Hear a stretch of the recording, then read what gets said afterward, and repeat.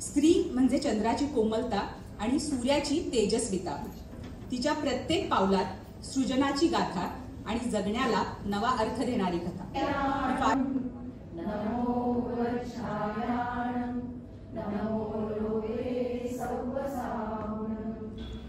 खरं म्हणजे हा व्हिडिओ खूप जुना आहे, थोडासा एडिटिंगला खूप जास्त वेळ गेला माझा. जैन श्राविकाश्रममध्ये जे स्नेहसंमेलन असतं तिथे मला प्रमुख अतिथी म्हणून बोलवलं होतं.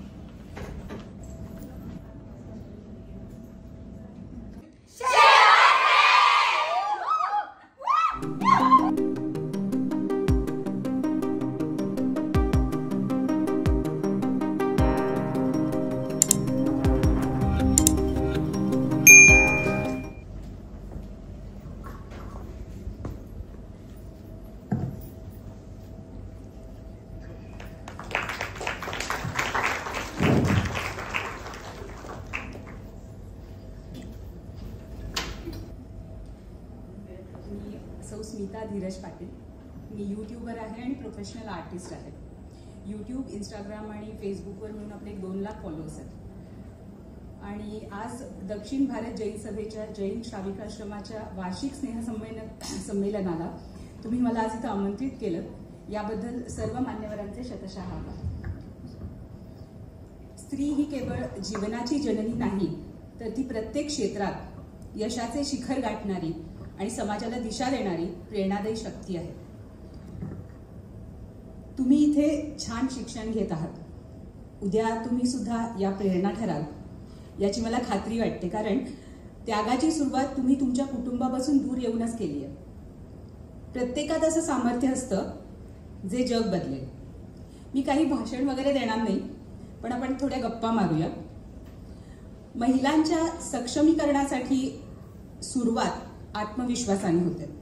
तुम्ही मला सांगू शकाल का की आत्मविश्वास वाढण्यासाठी आपण काय केलं पाहिजे? मला उत्तरं पाहिजेत, नाही तर मी पुढे जाणार नाही, कार्यक्रम थांबणार. आत्मविश्वास वाढण्यासाठी काय केलं पाहिजे?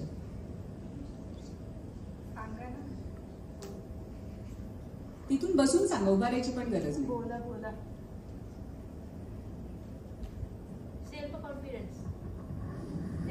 सेल्फ कॉन्फिडन्स डेव्हलप करण्यासाठी काय केलं पाहिजे? तुम्ही काय करता? तुम्हाला काय वाटतं ते सांगा तुम्ही. बरोबर.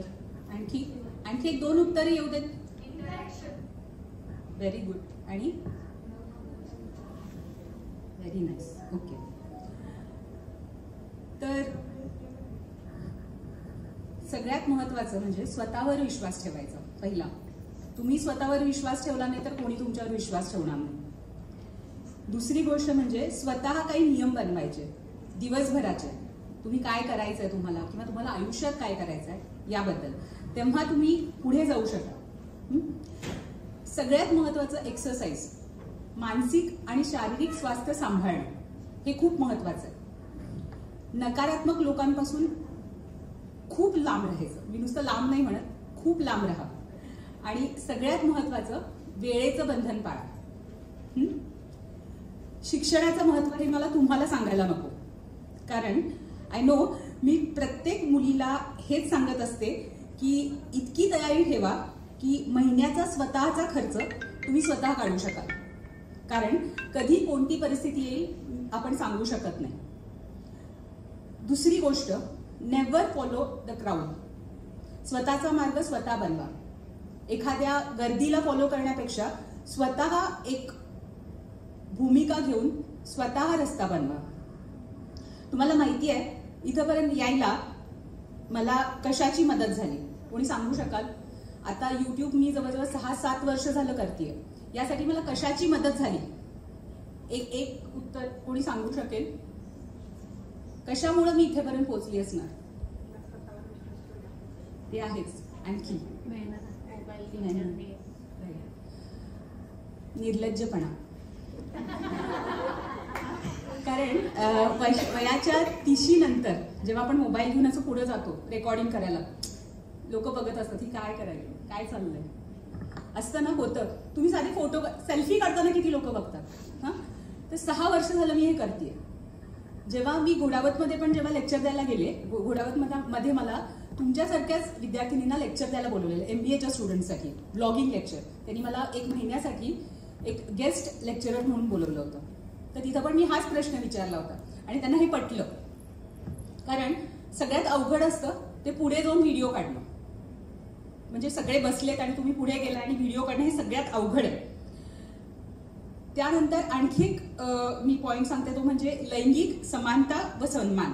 तुम्ही समाजातील स्वतःचे हक्क ओळखा व समानतेसाठी आवाज उठवण्याचा प्रयत्न करा. म्हणजे आपला सन्मान तुम्ही स्वतः मिळवा. संघर्ष आणि जिद्द. कठीण प्रसंगात स्वतःला सांभाळणे खूप महत्वाचं असतं. म्हणजे काहीही हो, हार मानायची नाही.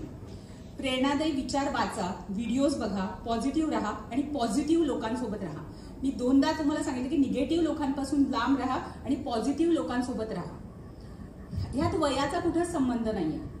ह्या वयापासून माझ्या वयापर्यंत किंवा माझ्या पुढच्या वयापर्यंत सुद्धा तुम्ही पॉझिटिव्ह राहणं खूप गरजेचं आहे. एकी आणि परस्पर सहकार्य. प्रत्येक मुलीनी किंवा महिलेनी एकमेकांना आधार देणं, सहकार्य करणं, प्रोत्साहन देणं खूप महत्वाचं आहे. तुमच्यातील प्रत्येक मुलगी ही दुसऱ्या मुलीसाठी प्रेरणा बनवू शकते. खरं तर असं होत नाही, पण झालं पाहिजे. सगळ्यात महत्वाचं म्हणजे अपडेट असणं महत्वाचं आहे. प्रत्येकाला काळानुसार स्वतःला अपडेट ठेवणं खूप गरजेचं आहे. नवीन कोर्सेस शिकणं खूप महत्वाचं आहे. तुमच्या शिक्षणासोबत नवीन भाषा शिका, लीडरशिप स्किल्स शिका, नवीन तंत्रज्ञान आत्मसात करा. यातून एकच सांगायचं आहे, तुमच्यातील सामर्थ्य ओळखा आणि त्याचा उपयोग स्वतःसाठी आणि समाजासाठी करा. स्त्री म्हणजे चंद्राची कोमलता आणि सूर्याची तेजस्विता. तिच्या प्रत्येक पावलात सृजनाची गाथा आणि जगण्याला नवा अर्थ देणारी कथा. मी फार वेळ घेतला नाही तुमचा. आय होप तुम्ही बोर झाला नाही. थँक्यू. कोल्हापूरमध्ये काय चालू आहे आणि आणखी एक चॅनल आहे, ते रेसिपीचं चॅनल आहे, व्हेज ऑथेंटिक. तर आपल्याला युट्यूबला साधारण 25-26 हजार दोन्हीला पण होतं. आणि काय तर कृती केल्यानंतरच आपण फेमस होतो असं नाही की वेगवेगळ्या कृतीतून एक वेगळं काहीतरी. बरोबर आहे की मार्ग वेगळा निवडून सुद्धा आपण त्याच्यातून यशस्वी होऊ शकतो. मात्र प्रसार माध्यमाच्या द्वारे हे मॅडमांच्याकडे बघितल्यानंतर लक्षात येतं. म्हणजे आपला संसार सांभाळून, सगळं समाज सांभाळून आपण आपल्या गोष्टी सांभाळू शकतो, हे याच्यातून दिसून येतं. वेळेचं बंधन किंवा वयाचं बंधन कुठंच येत नाही. माझी सुरुवात 30व्या वर्षापासून. मला 2 मुलं आहेत आता. मोठा माझा इंजिनिअरिंग झालंय, तो आता जर्मनीमध्ये आहे, तो MEM करायला लागला होता. आणि दुसरा आहे तो बँगलोरमध्ये आहे, इंजिनिअरिंग 2nd इयरला आहे.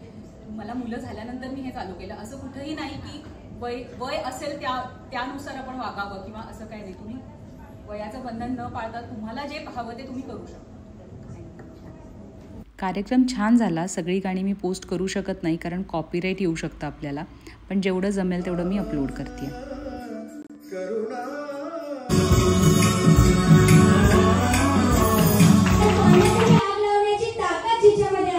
आपल्या हॉस्टेलची डान्सिंग क्वीन नृत्यकला सादर करायला येते.